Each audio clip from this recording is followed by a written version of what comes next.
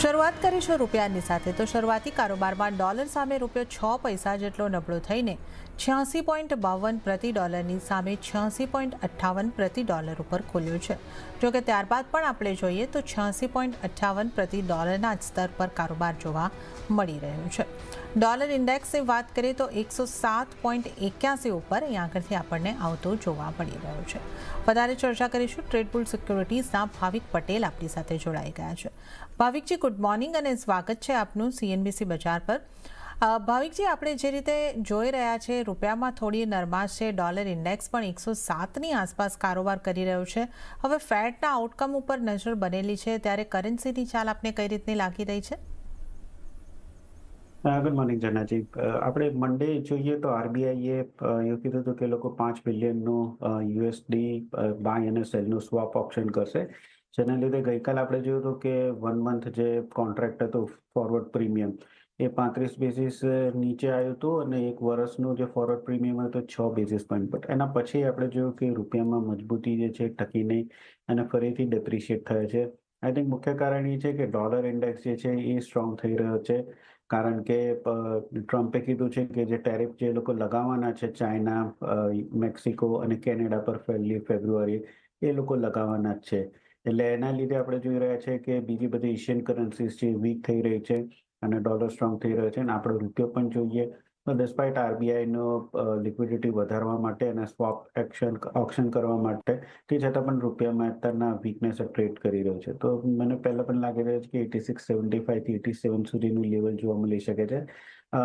એફઓએમસીની જે મીટિંગ આવવાની છે તો થોડુંક એક્સપેક્ટેડ છે કે કંઈ રેટ કટ થવાનો નથી, બટ કોમેન્ટ્રી બહુ જ ઇમ્પોર્ટન્ટ છે। જો કોમેન્ટ્રી હોકિશ આવશે તો મને લાગે છે કે ગોલ્ડમાં તેજી જોવા મળશે અને ડોલર ઇન્ડેક્સ વીક થશે, પણ જો ડોવિશ આવશે તો આઈ થિંક થોડુંક ડોલર ઇન્ડેક્સમાં મજબૂતી જોવા મળી શકે છે। તો ક્લિયરલી મને લાગી રહ્યું છે કે આગળ જતાં પણ રૂપિયાની જે વીકનેસ જે છે કન્ટિન્યુ રહી શકે છે। એફઆઈનું સતત વેચાલી છે અને ડોલર રૂપિયા પર પ્રેશર આવી રહ્યું છે ઇમ્પોર્ટર્સ તરફથી, એટલે હું એક્સપેક્ટ કરી રહ્યો છે કે આગળ જતાં પણ 86.75 થી 87 સુધીનું લેવલ આપણને જોવા મળી શકે છે। ઓકે, તો રૂપિયામાં નરમાશ જ આગળ વધતી દેખાઈ શકે છે। 86.75 અને 87 તરફ આપણને યુએસડી INR વધતો દેખાઈ શકે છે। હવે વાત આપણે સોનાની કરી લઈએ તો સોનાની કિંમતો ઉપર પણ આપણે જે રીતે જોઈ શકીએ છીએ કે એક ફેડના આઉટકમની ખાસ ઇમ્પેક્ટ જે છે આપણને જોવા મળવાની છે અને એના પહેલાં આપણે કારોબાર પર નજર કરીએ। કોમેક્સ ઉપર 2761ની આસપાસ આપણને સોનું અહીં આગળથી જોવા મળી રહ્યું છે અને એમસેક્સ ઉપર 80,340ની આસપાસ સોનું આપણને એક ફ્લેટ કારોબાર અહીં આગળથી જોવા મળી રહ્યો છે। ભાવિકજી, સોનાની જો આપણે વાત કરીએ તો અહીંયા પણ એક ફેટના આઉટકમની ઉપર નજર બનેલી છે અને સાથે સાથે ટેરિફની થોડી અનસર્ટિનિટી છે। તો આ સંજોગોમાં હવે સોનામાં આપણે કઈ રીતે ટ્રેડ લેવા જોઈએ, તમારી કઈ રીતની સલાહ રહેશે? આઈ થિંક સોનું હજી પણ મને બુલિશ લાગે છે। એમસેક્સમાં આપણે જોઈએ તો નવો રેકોર્ડ હાઈ બનાવી દીધો છે।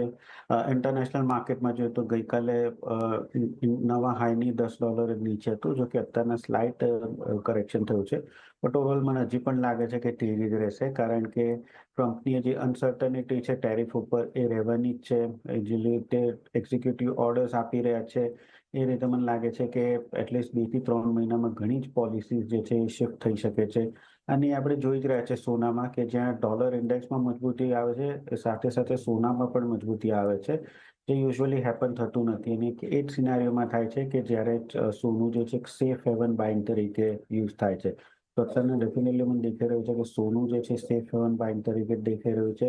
ઓવરઓલ અત્યારના ડિસ્પાઇટ લાઈફ ટાઈમ હાઈ અને ઓવરબોટની સિચ્યુએશન છે, બટ એવું કોઈ દેખાઈ નથી રહ્યું ચાર્ટ ઉપર કે જ્યાંથી મને લાગે છે કે અહીંયાથી મેજર કરેક્શન આવી શકે છે। તો આઈ થિંક બાર ડિપ્સની રણનીતિ રાખવી જોઈએ। આજે એફઓએમસીની મીટિંગ છે એટલે ઓવરનાઇટ પોઝિશન કેરી ના કરવી જોઈએ। મને લાગે છે કે હજી પણ જે આ જે તેજી છે કન્ટિન્યુ જ રહી શકે છે। તો આજના દિવસમાં 80,200ની આસપાસ બાય કરી શકાય છે 80,600ના ટાર્ગેટથી અને 80,000નો સ્ટોપ લોસ રાખી શકાય, બટ ઇન્ટ્રાડે પર્પઝ તરીકે જ છે। ઓવરનાઇટ પોઝિશન કેરી કરવાની હું રેકમેન્ડ નહીં કરું। અહીંયા આગળથી ઇન્ટ્રાડે માટે જ આ સોના માટે સલાહ બનતી દેખાઈ રહી છે અને બાય ડીપ કરવાની સ્ટ્રેટેજી ઇન્ટ્રાડે માટે છે। 80,200ની આસપાસથી તમે ખરીદી કરીને ચાલો। 80,000નો સ્ટોપ લોસ અને 80,600 સુધીના ટાર્ગેટ તમને સોનાની અંદર બનતા દેખાઈ શકે છે, તો ઇન્ટ્રાડે માટે સોનામાં ખરીદી કરો। હવે ચાંદીની વાત કરી લઈએ તો ચાંદીમાં પણ આપણે જોઈએ તો $30 ઉપર કોમેક્સમાં આપણને ચાંદીની અંદર કારોબાર થતો દેખાઈ રહ્યો છે અને એમસીએક્સની જો વાત કરીએ તો 91,000ની ઉપર, એટલે એક લીલા નિશાનમાં કારોબાર ચોક્કસથી છે. એમસીએક્સ પર 1% મજબૂતી છે અને કોમેક્સ પર જોઈએ તો આપણે લગભગ ફ્લેટ મોમેન્ટમ બનતું દેખાઈ રહ્યું છે. ભાવિકજી, ચાંદીને તમે કઈ રીતે જોઈ રહ્યા છો અને ચાંદીમાં પણ કઈ રીતની આપની સલાહ રહેશે, કેવી સ્ટ્રેટેજી આપણે આ મીટિંગ પહેલાં રાખવી જોઈએ?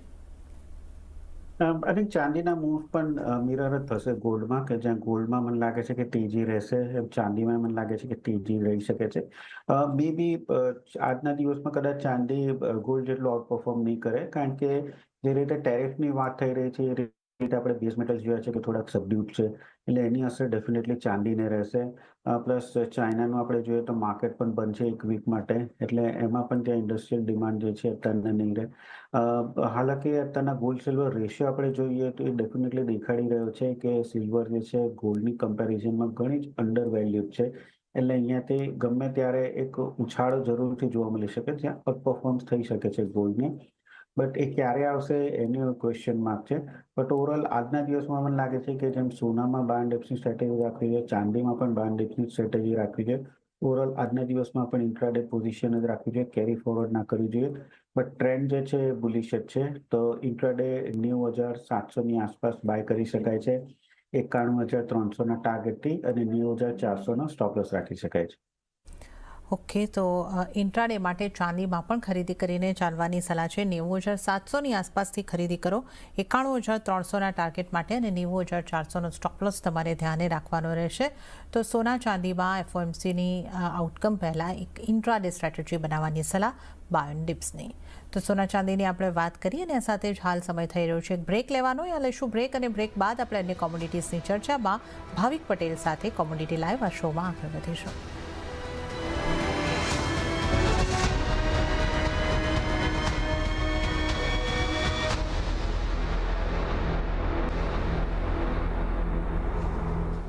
વિરામ બાદ કોમોડિટી લાઈવમાં આપનું ફરી એક વખત સ્વાગત છે અને આજે કોમોડિટીઝ અંગે ચર્ચા કરવા આપણી સાથે ભાવિક પટેલ જોડાયેલા છે.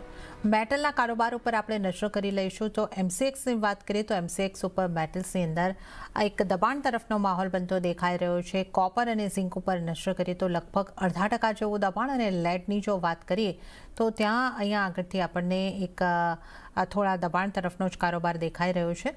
175ની આસપાસ લેડ બનતું આપણને દેખાઈ રહ્યું છે. આપ કઈ રીતે બેઝ મેટલ્સને અહીંયા આગળથી જોઈ રહ્યા છો? બેઝ મેટલ્સમાં પણ એક ડોલર ઇન્ડેક્સની પણ અહીંયા આગળથી અસર પડતી હોય છે, અને ટેરિફની અનિશ્ચિતતા પણ અહીંયા આગળ પણ એક કારણભૂત હોઈ શકે છે જેની અસર દેખાઈ શકે. તો મેટલ્સમાં આપની કઈ રીતની સલાહ રહેશે? આઈ થિંક મેટલ્સમાં શોર્ટ ટર્મમાં તો મને થોડુંક બેરિશ જ દેખાઈ રહ્યું છે. જેમ તમે કીધું કે ડોલર ઇન્ડેક્સ મજબૂત થઈ રહ્યો છે, તો ડેફિનેટલી એક નેગેટિવ ફેક્ટર છે. સેકન્ડ, અત્યારના જોઈ રહ્યા છે કે આપણે ટેરિફ ઇમ્પ્લિમેન્ટ કરી રહ્યું છે, ને જે નવા યુએસના ટ્રેઝરી સેક્રેટરી છે એને ટ્રમ્પને પ્રપોઝલ મૂક્યું કે 2.5% જ અત્યારના ગ્લોબલ ટેરિફ મૂકીએ, અને પછી હર મહિને થોડુંક વધારીએ, એટલે માર્કેટમાં નીચે રિએક્શન કે સપ્લાય ચેઇનમાં ઇસ્યુ ના થાય. બટ ટ્રમ્પે ડેફિનેટ જે પ્રપોઝલ છે એને કેન્સલ કર્યું છે, અને ટેરિફ વધારે મૂકવાની જ વાત કરી રહ્યા છે. એટલે જો વધારે મૂકશે ટેરિફ તો ડેફિનેટલી જે ડિમાન્ડ જે છે બેઝ મેટલ્સની એમાં અસર પડશે. ગઈકાલે આપણે યુએસના જે કોર ડ્યુરેબલ ગુડ્સના જે ડેટા આવ્યા છે એ પણ વીક આવ્યા છે, કન્ઝ્યુમર સેન્ટિમેન્ટ પણ વીક આવી રહ્યા છે. ચાઇનાના અઠવાડિયે જે મેન્યુફેક્ચરિંગના ડેટા આવ્યા છે પીએમઆઈના, એ પણ વીક છે. એટલે ઓવરઓલ આપણે ઇકોનોમીમાં તો જોઈ રહ્યા છે કે બેઝ મેટલ્સની ડિમાન્ડ ઓછી છે, અને જો ટેરિફ આવશે તેના લીધે ભાવ વધારવાના છે અને ડિમાન્ડ ઓર ઓછી થશે. એટલે આ સિનારીઓમાં મને લાગે છે કે જે કરેક્શન જે આપણે છેલ્લા 2-3 દિવસમાં બેઝ મેટલ્સમાં જોઈ રહ્યા છે એ કન્ટિન્યુ જ રહેશે, અનલેસ એન્ડ અન્ટિલ માર્કેટના એન્ટિસિપેશન કરતાં ઓછા ટેરિફ આવે તો. એટલે હાલ અત્યારના સેલ ઓન રાઇઝની રણનીતિ રાખવી જોઈએ, જ્યાં કોપર 825ની આસપાસ શોર્ટ કરી શકાય છે 818ના ટાર્ગેટથી, અને 830નું સ્ટોપ લોસ રાખી શકાય. સેકન્ડ લાઇનની સાથે સાથે એલ્યુમિનિયમ જે છે એ પણ મને વીક દેખાઈ રહ્યું છે, તો એલ્યુમિનિયમ પણ 248ની આસપાસ શોર્ટ કરી શકાય છે 245ના ટાર્ગેટથી, અને 249.50નો સ્ટોપ લોસ રાખી શકાય છે. ઓકે, તો અહીંયા આગળથી સેલ ઓન રાઇઝની સ્ટ્રેટેજી મેટલ્સમાં અપનાવવાની રહેશે. ખાસ કરીને કોપર અને એલ્યુમિનિયમ માટે વેચીને ચાલવાની સલાહ. કોપરની જો વાત કરીએ તો 825ની આસપાસથી વેચવાનું રહેશે. 818નો ટાર્ગેટ, 830ના સ્ટોપ લોસ. અને એલ્યુમિનિયમની વાત કરીએ તો 248ની આસપાસથી વેચો, 245ના ટાર્ગેટ, 249.50નો સ્ટોપ લોસ તમારે ધ્યાને રાખવાનો રહેશે. તો આ આપણે મેટલ્સના કારોબારની વાત કરી છે. હવે ક્રૂડની જો આપણે વાત કરી લઈએ તો એમસેક્સ ઉપર તો ક્રૂડની અંદર મજબૂતી આપણને યથાવત રહેતી દેખાઈ રહી છે. બ્રેન્ટની જો વાત કરીએ તો થોડું દબાણ બનતું દેખાઈ રહ્યું છે. 0.23%ની આસપાસ, 77.33ની આસપાસ આપણે બ્રેન્ટને જોઈ શકીએ છીએ. અને નાઇમેક્સમાં પણ 5%ની આસપાસનું દબાણ બનવા જઈ રહ્યું છે. 73.63%. 73.63ના લેવલ આપણે જોઈ શકીએ છીએ. 0.19%નું દબાણ. એમસેક્સ પર જે રીતે આપણે વાત કરી, 0.5% કરતાં વધારેની મજબૂતી 6,380ના લેવલ જોઈ શકીએ છીએ.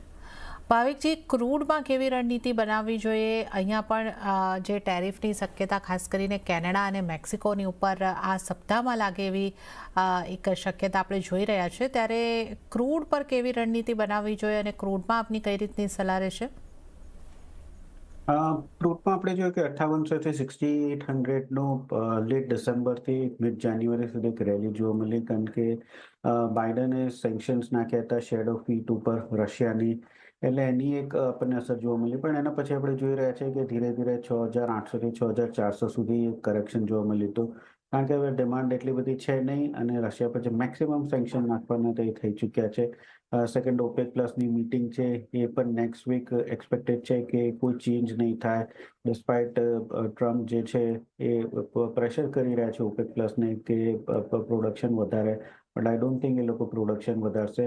ટ્રમ્પ યુએસ શેલ પ્રોડ્યુસર્સને પણ વધારવાની વાત કરી રહ્યા છે, પણ આ પ્રાઇસે એ લોકોને મને નથી લાગતો પોસાય, એટલે એ પણ નહીં થાય.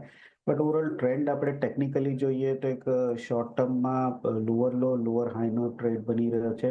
એટલે આઈ થિંક જ્યાં સુધી 6500ની ઉપર બંધ નથી આવી રહ્યો ત્યાં સુધી મને નથી લાગતો કે આમાં કોઈ સસ્ટેનેબલ અપસાઇડ રેલી જોવા મળે. આઈ થિંક જે વીકનેસ છે કન્ટિન્યુ રહી શકે છે, તો આમાં પણ સેલ ઓન રાઇઝની રણનીતિ રાખવી જોઈએ. અરાઉન્ડ 6400ની આસપાસ શોર્ટ કરી શકાય છે 6320ના ટાર્ગેટથી, અને 6450નો સ્ટોપ લોસ રાખી શકાય છે. ઓકે, તો ક્રૂડમાં પણ વેચીને ચાલવાની જ સલાહ બની રહી છે. 6400ની આસપાસથી વેચો, 6320ના અહીં આગળથી ટાર્ગેટ બની શકે છે. 6450નો સ્ટોપ લોસ રાખવાની સલાહ બનતી દેખાઈ રહી છે. તો આ ક્રૂડમાં પણ વેચીને ચાલવાની સલાહ. હવે વાત નેચરલ ગેસની કરી લઈએ તો નેચરલ ગેસમાં એમસેક્સ ઉપર આપણે નજર કરી લઈએ તો 2% કરતાં વધારેનું દબાણ દેખાઈ રહ્યું છે અને લગભગ 266ની આસપાસના લેવલ્સ આપણે જોઈ શકીએ છીએ. ગઈકાલે આપણે 1% તેજી જોઈ હતી, આજે ફરી એક પાછું દબાણ અહીં આગળથી જોઈ રહ્યા છે. નેચરલ ગેસને અહીં આગળથી કઈ રીતે જોવું જોઈએ? આપણે જે રીતે જોયું છે કે એક વોર્મર વેધર ફેબ્રુઆરીમાં રહી શકે, ફોરકાસ્ટ આવ્યા બાદ જે ફ્રાઇડેની રેલી હતી એ થંભી ગઈ હતી અને હવે આપણે એક દબાણ તરફનો કારોબાર જોઈ રહ્યા છે નેચરલ ગેસમાં. તો નેચરલ ગેસ પર આપ કઈ રીતે સલાહ આપશો ભાવિકજી? આઈ થિંક નેચરલ ગેસમાં યુઝ્યુઅલી ફેબ્રુઆરી માર્ચમાં આપણે જોઈએ છે કે જે પીક ડિમાન્ડ હોય છે ઓછી થાય છે, સ્પ્રિંગ સ્ટાર્ટ થાય છે, અને માર્ચ એપ્રિલ પછી તો યુઝ્યુઅલી જે ડિમાન્ડ હોય છે બહુ જ ઓછી થઈ જાય છે. એટલે જાન્યુઆરીમાં જે પીક હતી ઠંડીના લીધે હવે વેધર ફોરકાસ્ટ દેખાઈ રહ્યું છે કે ફેબ્રુઆરીમાં માઇલ્ડ વેધર થશે, એટલે આઈ થિંક જે પીક ડિમાન્ડ છે એ પતી ગઈ છે.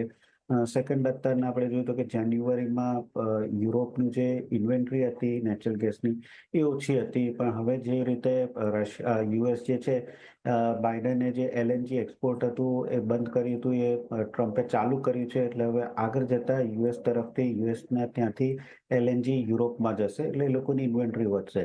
એટલે આ બે ફેક્ટર નેચરલ ગેસ માટે નેગેટિવ જ છે. મને લાગે છે કે આ જે નેચરલ ગેસમાં જે મંદી જે છે એ થઈ કન્ટિન્યુ રહી શકે છે. 250 સુધીના લેવલ આપણને જોવા મળી શકે છે, બટ ઓપ્શન મને લાગે છે કે વધારે સારું છે બાય કરવા માટે. તો 255નો જે પુટ ઓપ્શન છે એ હું બાય કરવાની રિકમેન્ડેશન આપીશ. 9ની આસપાસ 12નો ટાર્ગેટ રહેશે અને 8નો સ્ટોપ લોસ રહેશે, તો 255નો જે પુટ જે છે એ બાય કરી શકાય છે. ઓકે, તો નેચરલ ગેસની અંદર અહીં આગળથી પુટ ઓપ્શનને બાય કરવાની સલાહ છે. 255નો પુટ ઓપ્શન બાય કરો 9ની આસપાસ, 12નો ટાર્ગેટ અને 8નો સ્ટોપ લોસ રાખવાનો રહેશે. તો આ સલાહ અહીં આગળથી નેચરલ ગેસની અંદર બનતી દેખાઈ રહી છે. તો આપણે તમામ નોન એગ્રી કોમોડિટીઝની અહીં આગળથી ચર્ચા કરી અને હવે આપણે એગ્રી કોમોડિટીઝ તરફ આગળ વધીએ.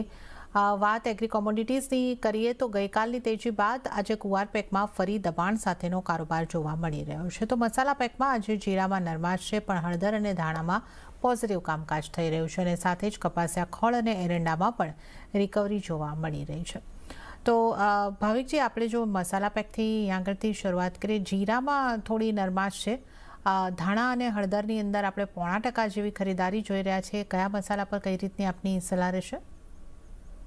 આઈ થિંક જીરું મેં પહેલા પણ કીધું હતું કે મને વ્યૂ નેગેટિવ જ દેખાઈ રહ્યો છે, કારણ કે આ એરાઇવલ સ્ટાર્ટ થઈ ગઈ છે, ડિમાન્ડ કોઈ છે નહીં અને આ વખતે yield સારી છે, એટલે પાક જે છે એ પણ થોડો વધારે જ આવવાનો છે. આપણે જે સોઈંગ ફિગર્સ જે લાસ્ટ ટાઈમ કરતા હતી એ વધારે હતી. ઓલ્ધો સ્ટાર્ટિંગમાં આપણને થોડી તેજી જોવા મળી હતી, કારણ કે ઠંડી લેટ ચાલુ થઈ હતી, એટલે જે સોઈંગ હતું થોડું ડિલે થયું હતું અને એરાઇવલ એ ડિલે થવાનું હતું. બટ અત્યારે એરાઇવલ સ્ટાર્ટ થઈ ગયું છે અને માલ પણ સારો આવી રહ્યો છે, એટલે મને લાગે છે કે આમાં કોઈ સસ્ટેનેબલ આપણને તેજી જોવા મળી નહીં શકે હાલ પૂરતી. તો ઓવરઓલ આમાં 22,000ની આસપાસ આવે છે, તો શોર્ટ જ કરવાની રિકમેન્ડેશન છે 21,600ના ટાર્ગેટથી અને 22,200નો સ્ટોપ લોસ રાખી શકાય છે. બટ ધનિયામાં આપણે જોઈ રહ્યા છે કે બીજી બધી સ્પાઇસ જોડે એમાં પણ મંદી આવી છે, બટ ધનિયામાં કેરી ઓવર સ્ટોક જે છે એ ઓછો છે, ડિમાન્ડ સારી છે અને આ વખતે એક્સપેક્ટેશન પણ છે કે જે અરાઇવલ આવશે એ લાસ્ટ યરની કમ્પેરિઝનમાં ઓછી આવશે. એટલે આમાં મને બહુ વધારે મંદી દેખાઈ નથી રહી. આમાં કોઈ પણ કરેક્શન આવે છે તો આઈ થિંક એક બાઇંગ ઓપોર્ચ્યુનિટી છે. તો હાલ પણ કરંટ માર્કેટ પ્રાઇસથી જ હું બાયને રિકમેન્ડેશન આપીશ 83.70ના ટાર્ગેટથી અને 82.80નો સ્ટોપ લોસ રાખી શકાય છે. ઓકે, તો અહીંયા આગળથી એક જીરા અને ધાણા ઉપર ખાસ સલાહ તમારે માટે બનતી દેખાઈ રહી છે મસાલા પેકમાંથી. અને ત્યારબાદ જો આપણે ખાસ કરીને વાત કરી લઈએ ગુવાર પેકની, તો ગુવાર પેકમાં આજે ફરી દબાણ સાથેનો કારોબાર જોવા મળ્યો છે. ગઈકાલની તેજી હતી, પણ આજે એક દબાણ બનતું દેખાઈ રહ્યું છે. તો ગુવાર પેકમાં તમારી સલાહ કઈ રીતની રહેશે? ગુવારમાં વારે વારે આપણે જોઈ રહ્યા છે કે 5,000થી 5600થી 5700ની એક રેન્જ જ બંધાઈ ગયો છે. 5600-5700ની ઉપર નથી જતો અને 5,000ની નીચે સસ્ટેન નથી કરતો. આ જે લાસ્ટ રેલી પણ આપણે જોઈએ 55-50 સુધી આવી, એટલે નિયરલી 5600ની આસપાસ આવી અને ત્યાંથી ફરીથી કરેક્શન આવી ચૂક્યું છે. હવે mid point of the range છે 5300ની આસપાસ. અહીંયાથી મને લાગે છે કે મે બી થોડુંક બાઇંગ જોવા મળી શકે છે, બટ ઓવરઓલ છેલ્લા 4 દિવસનો સિનારી જોઈએ તો ઘણું જ વીક છે માર્કેટ. એટલે અત્યારના કોઈ કન્વિક્શન નથી આવી રહી બાય માટેની. તો હાલ અત્યારના જે સેલિંગ પ્રેશર જે છે આઈ થિંક કન્ટિન્યુ રહી શકે છે. તો સેલિંગની જો રેકમેન્ડેશન આપીશ 5380ની આસપાસ, 5300ના ટાર્ગેટથી અને 5420નો સ્ટોપ લોસ રાખી શકાય છે. સેમ વે આપણે ગમમાં પણ જોઈએ કે 10,000થી 11,000ની રેન્જ છે. ઓવરઓલ અહીંયા પણ હું કરેક્શન જ એક્સપેક્ટ કરી રહ્યો છું. 10,400ની આસપાસ શોર્ટ કરી શકાય છે 10,200ના ટાર્ગેટથી અને 10,600નો સ્ટોપ લોસ રાખી શકાય છે. ઓકે, તો અહીંયા આગળથી ગુવાર પેકની અંદર પણ ગુવાર ગમ, ગુવાર સીડની અંદર સેલન રાઇઝિંગ સ્ટ્રેટેજી અપનાવીને ચાલવાની સલાહ બનતી દેખાઈ રહી છે. હવે અન્ય કોમોડિટીઝ જે NCDX પર ટ્રેડેડ છે એની વાત કરી લઈએ. પહેલાં એક સોયાબીનની વાત કરી લઈએ, કારણ કે MSP પર સરકાર સોયાબીનની સારી એવી ખરીદી કરતી દેખાઈ રહી છે. 6 રાજ્યોમાં સરકાર MSPથી એ સોયાબીનની ખરીદી કરી રહી છે. 1.63 મિલિયન સુધીનું જે મિલિયન ટન સોયાબીન સરકારે ખરીદ્યું છે. આ સરકારની જે MSP પર ખરીદી થઈ રહી છે, કઈ રીતે તમે જોઈ રહ્યા છો? આ વખતે હજી પણ મને લાગે છે કે સોયાબીનના પ્રાઇસીસ જે છે એ બહુ ઊંચે ઉપર આવે એવું દેખાઈ નથી રહ્યો. MSPની નીચે છે અને ગવર્મેન્ટ છે પ્રોક્યોર પણ કરી રહ્યો છે. તે છતાં પણ આપણે જોઈ રહ્યા છે કે માર્કેટમાં જે પ્રાઇસીસ જે છે એ ઉપર આવતું નથી, કારણ કે આ વખતેની જે સપ્લાય છે સારી એવી છે, ડિમાન્ડ જે છે એ ઠીકઠાક છે. ઇનફેક્ટ સપ્લાય વધારે છે ડિમાન્ડ કરતાં, અને એના લીધે જ આપણે પ્રાઇસીસ જોઈ રહ્યા છે કે જે 4,800 હતું એ અત્યારના 4,300ની આસપાસ આવી ચૂક્યું છે, MSPની પણ નીચે. એટલે મને લાગી રહ્યું છે કે અહીંયાથી જે MSP પ્રોક્યોર થઈ રહ્યો છે એના લીધે થોડુંક માર્કેટમાંથી માલ ખાલી થશે, એટલે આપણને થોડીક તેજી જોવા મળશે 5450થી 4,500. બટ 4,500ની ઉપર મને નથી લાગતો કે સસ્ટેનેબલ છે. તો એટલીસ્ટ અહીંયાથી શોર્ટ ટર્મ આપણને થોડોક ઉછાળો જોવા મળશે પ્રોક્યોર માટે. 4,500ની ઉપર સસ્ટેનેબલ અત્યારના હાલ પૂરતું તો નથી જ લાગી રહ્યું. ઓકે, તો આપણે આ સોયાબીનની જે સરકારની ખરીદી છે એની આગળથી વાત કરીશું અને કિંમતો પર અસરની વાત કરી છે. તો આ તરફ ગુજરાતમાં મગફળીની ટેકાના ભાવે સારી ખરીદી થઈ રહી છે અને લગભગ 10 લાખ ટનની ખરીદી થઈ ચૂકી છે. 8 ફેબ્રુઆરી સુધીમાં આ ખરીદી પૂર્ણ કરવાની પણ વાત અહીંયા આગળથી દેખાઈ રહી છે. તો મગફળીની સરકારની ખરીદીને આપ કઈ રીતે જુઓ છો? આઈ થિંક મગફળીમાં પણ આપણે જોઈ રહ્યા હતા કે આવક જે છે ઘણી જ સારી છે. ઇનફેક્ટ લાસ્ટ યર જે પ્રોક્યુરમેન્ટ હતું ગવર્મેન્ટ તરફથી ઓછું હતું, આ વખતે વધારે છે એટલે જ ન્યૂઝમાં છે. અને મગફળીમાં પણ પાક જે છે એ સારો જ છે, એટલે ઓવરઓલ મને આમાં પણ બહુ તેજી નથી દેખાઈ રહી. બટ એટલીસ્ટ જે છેલ્લા 4-5 દિવસથી જે આપણે પ્રાઇસીસમાં સ્લાઇડ થતા હતા એ હવે બંધ થઈ ગયું છે. એટલે એટલીસ્ટ અહીંયાથી મને લાગે છે કે હવે આગળ જતા પ્રાઇસીસ જે છે એ ઘટી નહીં શકે, થોડોક ટેકો જરૂરથી મળી શકે છે. બટ ઓવરઓલ આમાં પણ સોયાબીનની જેમ જ છે કે જે સપ્લાય જે છે એ વધારે છે ડિમાન્ડ કરતા. એટલે ઉછાળો બહુ મેજર નથી દેખાઈ રહ્યો, પણ જે કરેક્શન જે પ્રાઇસીસમાં છે એ હવે હોલ્ડ થઈ ચૂકી છે. ઓકે, તો આપણે ખાસ કરીને સરકારી ખરીદી જે કરી રહી છે સોયાબીન અને મગફળી, એની ખાસ કરીને આપણે વાત કરી છે. હવે ફરી આપણે જો આપણી એનસીડી એક્સપર્ટ ટ્રેડેડ કોમોડિટીઝ પર આવે, કપાસિયા ખોળની વાત કરી લઈએ. અહીંયા 0.5% કરતાં વધારેની મજબૂતી આજે દેખાઈ રહી છે, 2700ની આસપાસના સ્તર પર કારોબાર. અહીંયા આપની કઈ રીતની સલાહ રહેશે? કપાસિયા ખોળમાં આપણે હવે જોયું કે 2670ની આસપાસ એક સપોર્ટ લીધો છે અને હવે 2700ની આસપાસ આવી ચૂક્યું છે. પહેલા પણ આપણે જોયું હતું કે 2650 થી 2800ની એક રેન્જ જ છે, કારણ કે અત્યારના હવે એક lower end of the range છે. તો અહીંયા મને લાગે છે કે શોર્ટનું જે છે પોઝિશન ના લેવાય, રિસ્ક રિવોર્ડ ફેવરેબલ નથી.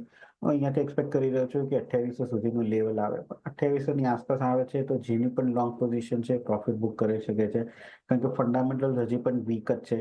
બટ ઇન્ટ્રાડે કે 1 થી 2 દિવસનો જો કોઈને વ્યૂ લેવો હોય તો કરંટ માર્કેટ પ્રાઇસથી બાય કરી શકાય છે 2670ના સ્ટોપ લોસથી, અને 2780નો ટાર્ગેટ રાખી શકાય છે. ઓકે, તો કરંટ માર્કેટ પ્રાઇસથી જો તમે અહીંયા આગળથી ખરીદવા માંગો છો તો ખરીદી કરીને ચાલી શકો છો. અને એક લેવલ્સ જણાવેલા લેવલ્સનું ધ્યાન રાખવાનું રહેશે. તો 2800ની આસપાસથી તમે પ્રોફિટ બુક કરીને ચાલો તો આ વ્યૂ કપાસિયા ખોળ ઉપર બની રહ્યું છે. તો આ સાથે જ ભાવિકજી, આપનો આભાર. આપ અમારી સાથે જોડાયા અને તમામ કોમોડિટીઝ અંગે અમારી સાથે ચર્ચા કરી. આપનો ખૂબ ખૂબ આભાર. અને હાલ મને પણ આપશો રજા, પરંતુ આપ CNBC બજાર સાથે જોડાયેલા રહો. આગળ મારા સહયોગી પ્રીતિ દલાલ આપને માટે લઈને આવશે બજાર હેલ્પલાઇન. નમસ્કાર.